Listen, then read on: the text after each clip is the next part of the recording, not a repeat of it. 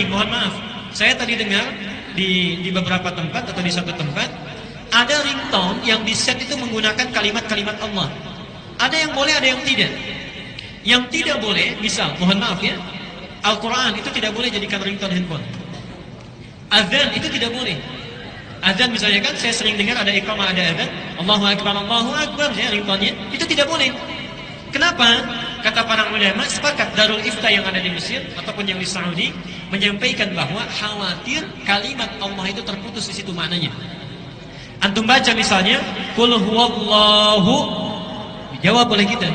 Ketika handphone kita bunyi, Qul huwallahu, dimatikan oleh kita, dijawab halo. Yang tadinya Qul huwallahu ahad jadi Qul huwallahu halo. Salah itu ya. Makna bisa lain.